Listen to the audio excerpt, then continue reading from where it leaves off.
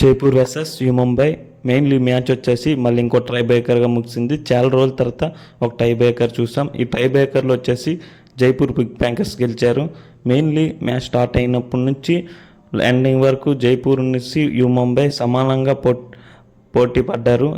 ఇటుపక్క పాయింట్ వస్తుంది, అటుపక్క పాయింట్ వస్తుంది, సమానంగా ఉంటుంది. ఫస్ట్ హాఫ్ వచ్చేటప్పటికి యూ ముంబై ఒక పాయింట్ లీడింగ్లో ఉంది.